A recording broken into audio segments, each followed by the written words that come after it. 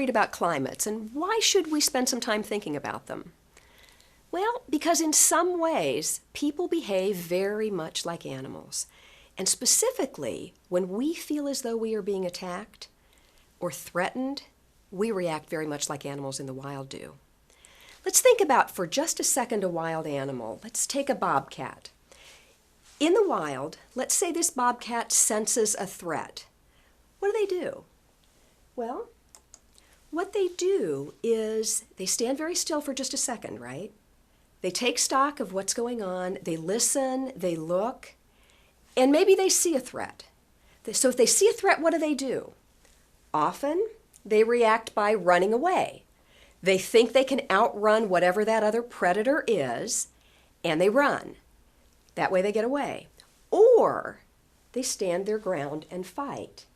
And if their goal is to stay there and fight, what's the ultimate goal? To win. And how's the ultimate win?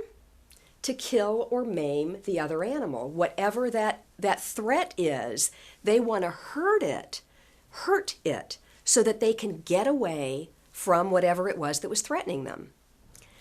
Sad reality is that people are very much like that. With the exception that usually we don't respond physically to a threat that we perceive.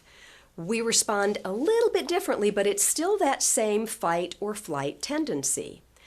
Jack Gibb, in a very classic article, identified 6 behaviors that, when utilized, will likely trigger an instinctive defensive reaction, which means that without even thinking about it, we respond defensively.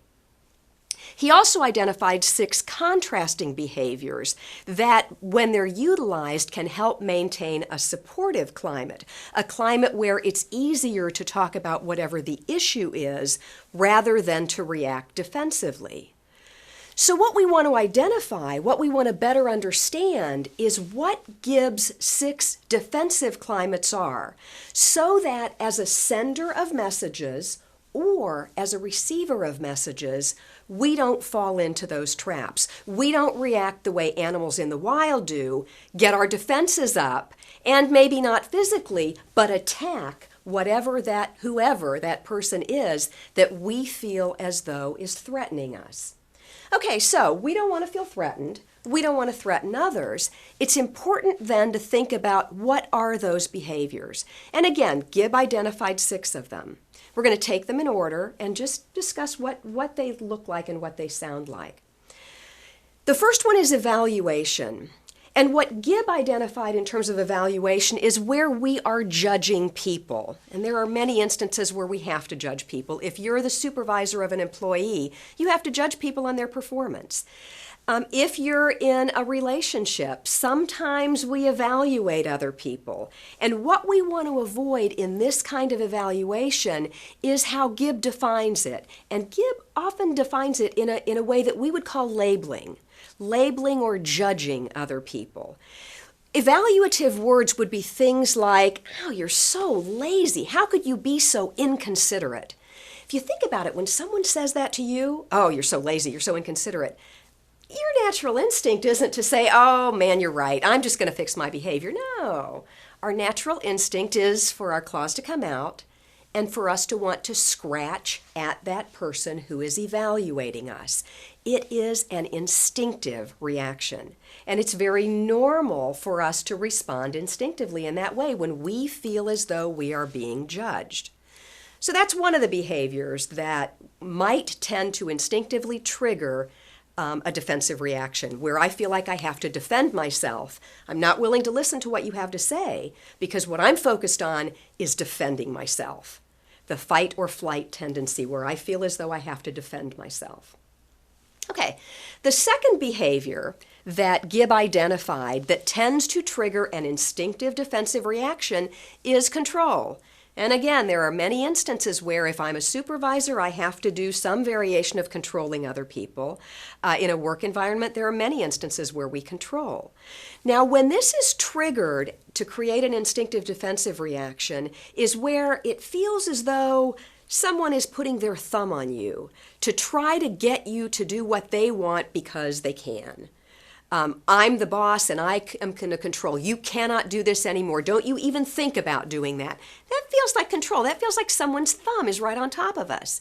And I don't know about you, but when someone's thumb is on top of me and they are trying to control me, I want to get out from under that thumb. And then maybe I want to bite that thumb. I want to do something to defend myself because I feel as though I am being attacked. And that's instinctive, and that tends to be a normal reaction, a natural reaction that we have. Okay, so that's control. The third behavior that Gibb identified was strategy. And in this sense, strategy doesn't mean being a strategic thinker and thinking about what might happen if. Strategy for Gibb meant manipulation. So in Gibb's terminology, what triggers a defensive reaction, an instinctive defensive reaction, is where I'm trying to manipulate. I'm trying to use strategy to get what I want, maybe without you knowing that that's what I want. So I'm trying to manipulate you. And again, when people discover that they are being manipulated, their instinctive reaction isn't, okay, fine, I know where you're trying to go, and so I'll do what you want me to do. No, it's, I'll just show him or I'll just show her. They're not going to get away with this. Our defenses start up, and we respond defensively. Okay, the fourth behavior that Gibb identified was neutrality. And again, sometimes we think of neutral with the connotation that it's not bad. If something's neutral, it's okay. It's not really good, it's not really bad, it's just neutral. What Gibb meant with the term neutrality was maybe what we would call apathy or a lack of concern. With our current language. And neutrality in Gibb's world is where I don't care what you think. You have an idea, I completely ignore it. You have an idea, I say, oh no, you don't know what you're talking about. That's not really your field of expertise, so you just need to be quiet on this issue. And again, if you think about it, how would we respond if someone talked to us like that? We wouldn't respond, oh yeah, they're right. I really don't know enough about this. No, we'd respond with our claws coming out. We would try to scratch, figuratively in most cases, but we would try to attack that person because you attacked me. You told me my opinions don't matter, or I don't know enough about this situation. Or with neutrality, maybe you just ignored me. You just didn't pay any attention to what I had to say. I said something in class and I was just ignored. Again, that's not going to bring about a good end result. It's going to tend to bring about an instinctive defensive reaction. Okay, the fifth behavior that Gibb identified was superiority. And superiority sounds something like this. I know more than you are. I'm in charge. I'm the boss, and so you have to do what I say because I'm better, smarter, whatever. And again, it's very easy to think about what our natural reaction would be to someone who operates with superiority. We get defensive. We try to prove them wrong. We try to diss them in some way, shape, or form because we feel as though we are being attacked. Superiority, pretty easy to understand. The last behavior that Gibb identified that would tend to trigger an instinctive defensive reaction is certainty. Certainty is where I know I'm right just because I know I'm right. Or we've done that for 25 years. That's the way it's always been. That's the way it's going to be done. Or because I say so. Any of those things where you convey from a communication perspective that you are absolutely right, and so every other answer must be absolutely wrong. And again, I don't know about you, but when someone approaches me with certainty, oh, that's never going to work, my whole goal in life becomes to prove them wrong. To prove that they are wrong because it felt like an attack. It felt as though by your saying your way was right, that you were perhaps not saying, but implying that my way was wrong. And so our instinctive reaction isn't going to be, oh yeah, you must know what you're talking about. You must be right, so I'll go along. That's not what happens. So the downside, of course, is sometimes we don't even think about these behaviors. We don't realize we're using them because sometimes we have to evaluate people, or we have to control situations, or we don't have time, and so we treat people with neutrality because we don't have time to listen to them.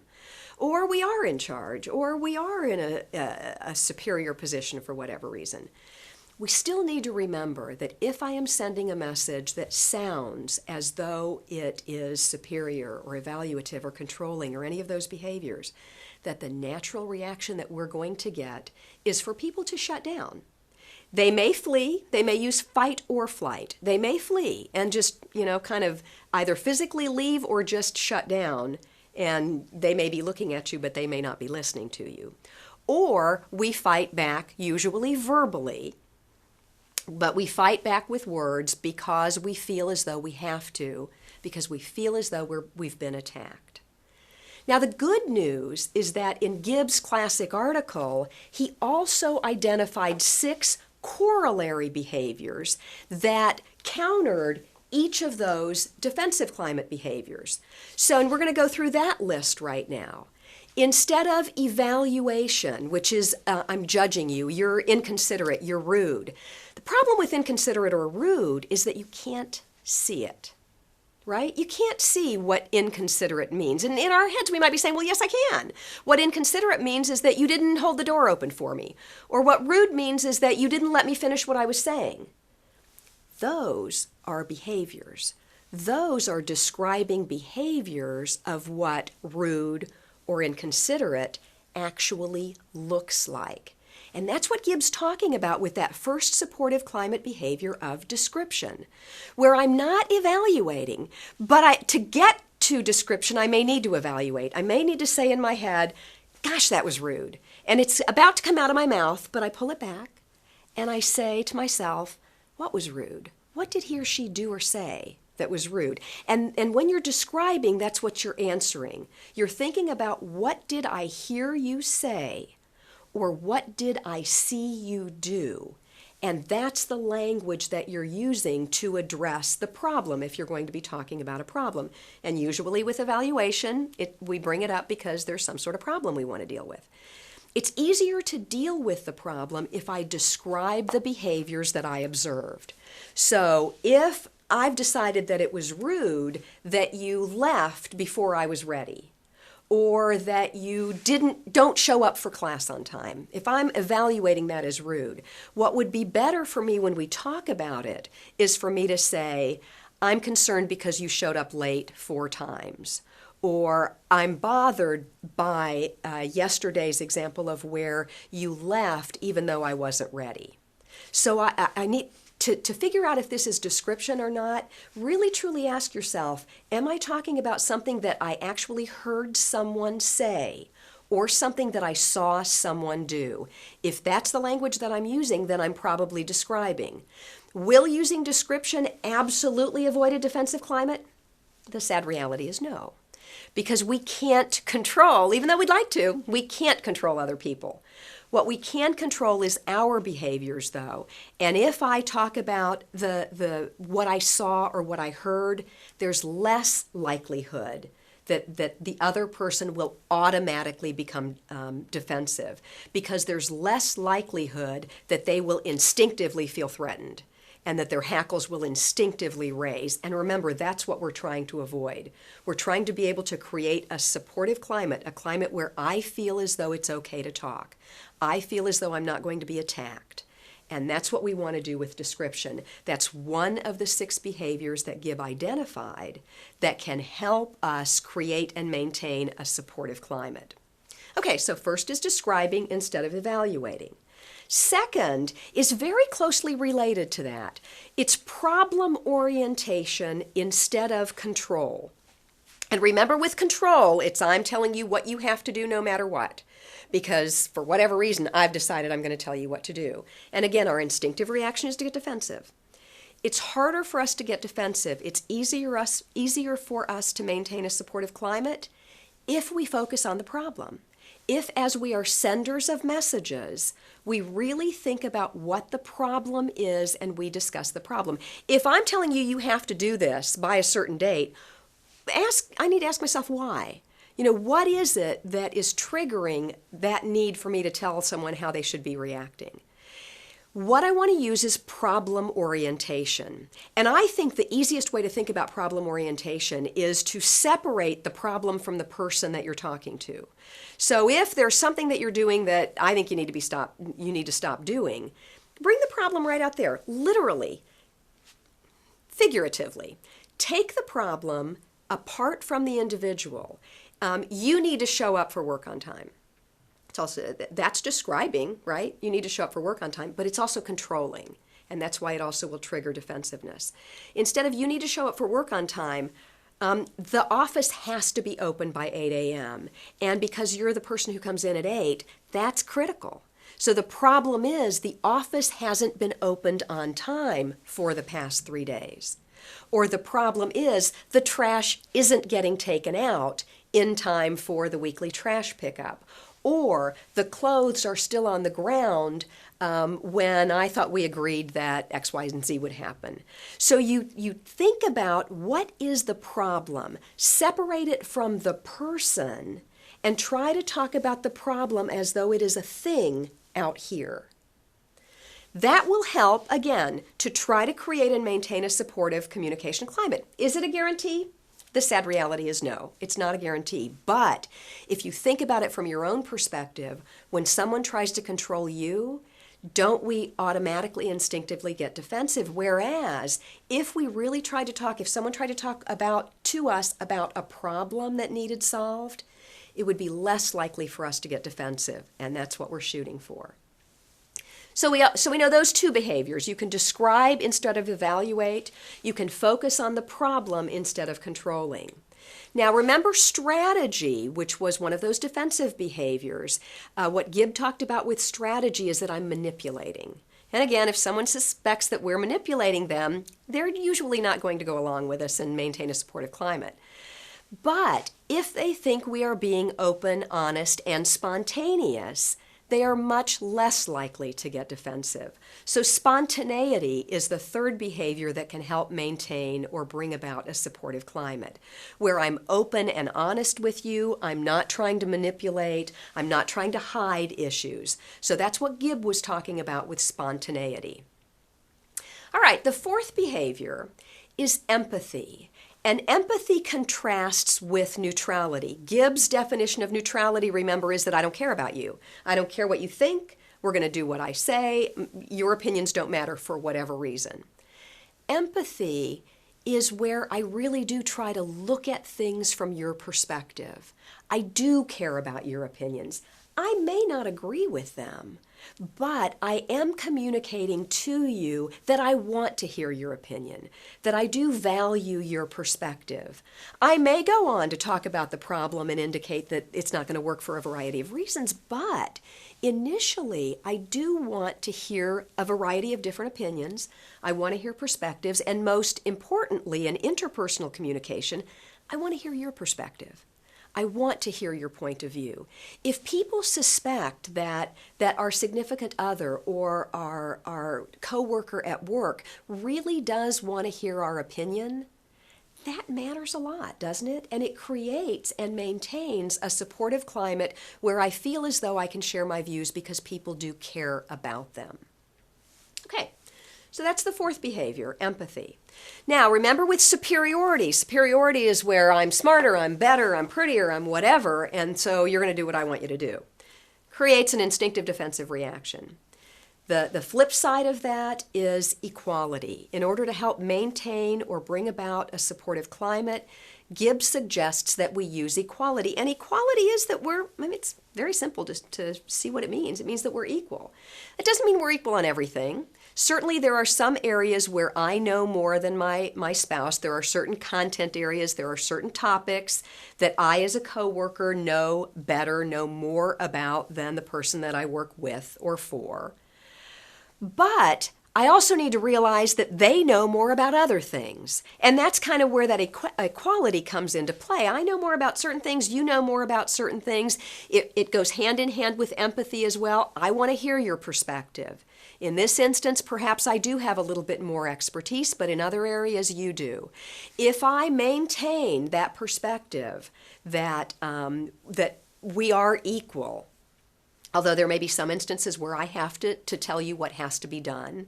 There may be other instances where I have to listen and respond to what you say has to be done. But again, if you're treating me with equality, if I'm treating you with equality, we stand a much better chance of maintaining and a supportive climate where we feel more comfortable interacting, problem solving, dealing with issues. Okay, so the last behavior that can help bring about a supportive as opposed to a defensive climate, deals with the defensiveness of certainty. Certainty is where there's no room for your view. My view is right. We absolutely know that, and we're operating from here. And again, an instinctive defensive reaction is going to raise up as a result of that.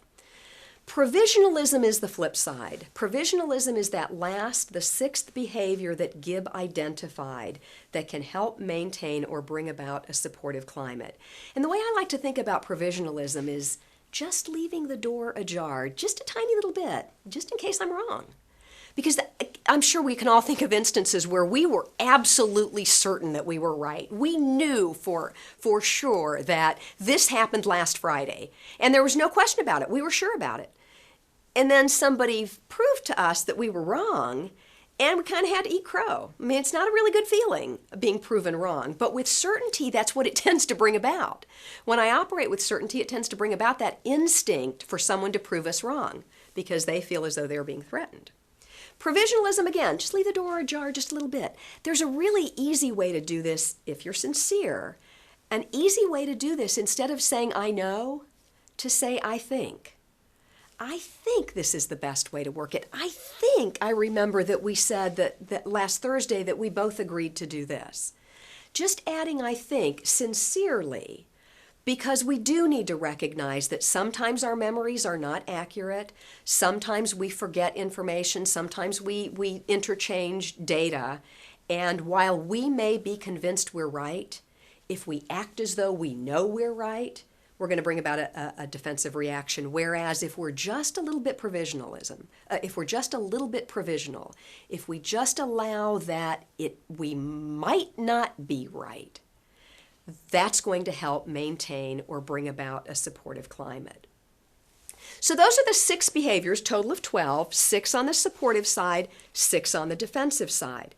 What we want to think about is we want to use those behaviors on the left, the supportive behaviors, if we're a sender, most important, because as we send messages, we want to be sure that we're operating with description, with focusing on the problem, we're being open and honest, we do have a concern for the other person's point of view, we're treating each other as equals, and we're provisional, we're tentative. We recognize that our opinion might not be the only opinion. So as a sender, we want to be certain to maintain those kinds of behaviors. This is where it gets hard, and this is where we are different from animals in the wild. Animals in the wild, their instincts kick in and that's it. They respond to their instincts. People, our instincts kick in, but we're critical, thoughtful animals that can critically think, and we can choose how we behave. So as a receiver, if someone talks to me with evaluation or control or strategy or neutrality or any of those, I can choose not to get defensive. I can, can't I? I mean, my instincts can come up, but I can retract my claws, I can put the little bowl of milk away, and I can say instead, when someone's saying, how can you be so rude? Instead of my saying, well, you're not so great yourself, I can pull back the claws, and I can say, well, I'm not sure I understand what you mean. What did I do that was rude? I guess I didn't see it that way. So I can force myself as a receiver, and of course with the transactional model of communication, I am simultaneously a receiver and a sender of messages. But I can force myself to retract my claws and to take the high road and to try to get the other person to get to the right side of the page, the supportive behaviors. That would be the left side of the page, the supportive behaviors. So as a receiver, I don't want to fall into that trap of responding instinctively.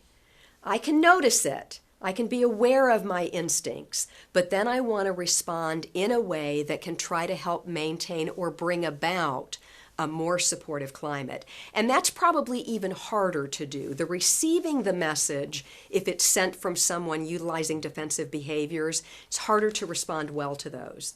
It's so much easier to just click into the defensiveness. And then you just, you're maintaining defensiveness, you're continuing that cycle. It doesn't solve problems, it doesn't deal with issues, it just cycles the negative communication. And that tends to break down lots of other things. And again, unfortunately, with interpersonal communication, there aren't any guarantees. There aren't any guarantees. But what we want to try to do is realize that if we can try to improve our communication by utilizing supportive rather than defensive behaviors, odds are we're going to be able to communicate more effectively with that person. We're going to be able to talk more about the issues, and we're going to be able to get our message across and understood as to what it is we were trying to send. And as a receiver, we want to be able to try to swing the message over so that we can focus on the problem, so that we can describe behavior, so that we can treat each other with equality. Our goal is not to allow our hackles to be raised, either as a sender or as a receiver of messages. It can do nothing but help to improve any of our communication in any interpersonal climate.